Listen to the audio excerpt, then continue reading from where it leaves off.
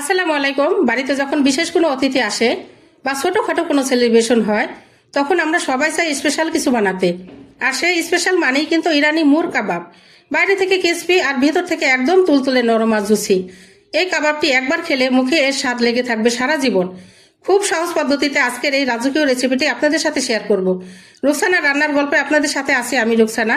চলুন মূল রেসিপিটি শুরু করা যাক। এখানে দেখতে পাচ্ছেন আমি দুটো ডিম নিয়েছি। এখন ভালো করে ফেটিয়ে নেব। এই ডিমের ব্যবহার আমি পরে দেখাবো, আগে আমি ফেটিয়ে নিচ্ছি। ফেটিয়ে এক সাইডে রেখে দেব। এখানে নিয়েছি আমি 200 গ্রাম চিকেন। এই চিকেনটাকে আমি ছোট ছোট করে আগে বটি দিয়ে কেটে নিয়েছি, তারপরে আবার একটু পাটায় ছেঁচে নিয়েছি। এটা আপনার ছেঁচে নিতে হবে এভাবে। এটা কিন্তু মিক্সারে ব্লেন্ড করা যাবে না, তাহলে ভালো হবে না এই রেসিপিটি। এখানে আমি আলু নিয়েছি 100 গ্রাম। 200 গ্রাম চিকেনের সাথে 100 গ্রাম আলু নিতে হবে। এখানে পেঁয়াজ নিয়েছি আমি চিকেন করে কেটে মাঝারি সাইজের দুটো। আর এখানে অল্প কিছু আমি ধনিয়া পাতা দিচ্ছি, পুদিনা পাতা দিচ্ছি, একটু বেশি হবে।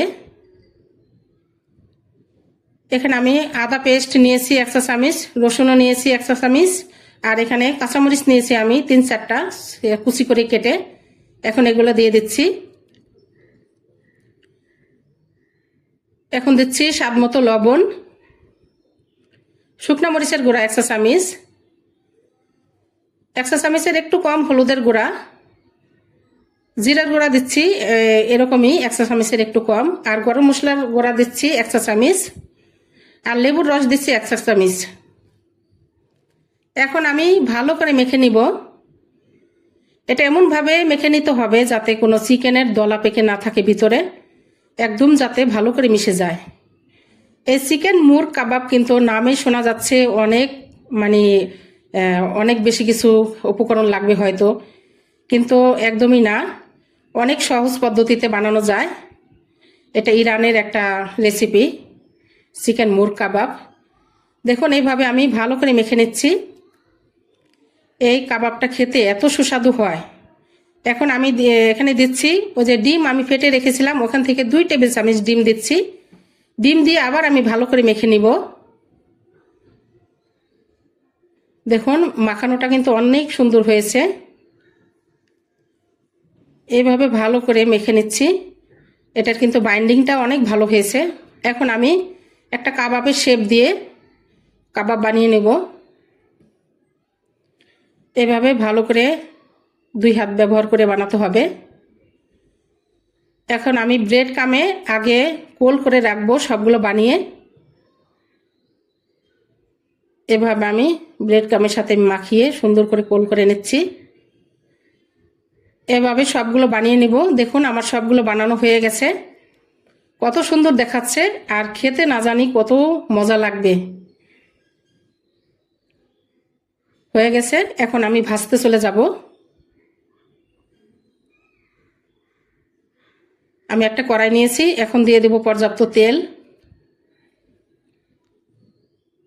তেলটা কিন্তু মোটামুটি গরম হয়ে আসলে একদম লো হিটে রাখতে হবে জালটাকে। তারপরে আমি কাবাবগুলোকে এভাবে দিয়ে দিচ্ছি ডিমের সাথে গড়িয়ে। এইভাবে ডিমের সাথে মেখে দিয়ে দিতে হবে। কাঁটা চামচ দিয়ে ব্যবহার করলে ভালো হয়। এভাবে অল্প হিটে ভেজে নিতে হবে, তা না হলে বেশি হিট দিলে কি হবে, উপর দিয়ে পুড়ে যাবে কিন্তু ভিতরটা কাঁচা থাকবে, যেহেতু এটা কাঁচা চিকেন দিয়ে বানানো। তাই অল্প হিটে রান্না করে নিতে হবে, ভেজে নিতে হবে।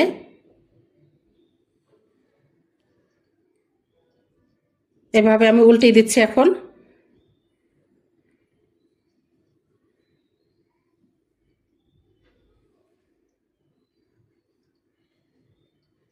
দেশের বাহিরের রান্নাগুলো কিন্তু অনেক মশলা কম থাকে, খেতে কিন্তু অনেক মজাদার হয়। এভাবে আমি ভেজে নিব। দেখুন এই কাবাবটা ভাজতে হবে হালকা ব্রাউন করে। এই যে এইভাবে আমি এখন তুলে নিচ্ছি। বেশি গাঢ় করে ভাজা যাবে না, তাহলে ভিতরের জুসি ভাবটা নষ্ট হয়ে যাবে। এভাবে এখন আমি তুলে নিচ্ছি। দেখুন কতটা সুন্দর লাগছে কালারটা, হালকা ব্রাউন কালার। আর দেখেই মনে হচ্ছে যে অনেক জুসি ভাব হবে খেতে। দেখুন কতটা সুন্দর হয়েছে। এভাবে আমি পর্যায়ক্রমে সবগুলো ভেজে নিব। আবার দিয়ে দিচ্ছি।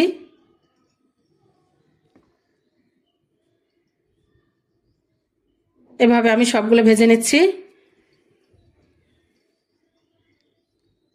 আপনারা ফুল ভিডিওটি দেখার অনুরোধ রইল, না টেনে, তাহলেই বুঝতে পারবেন।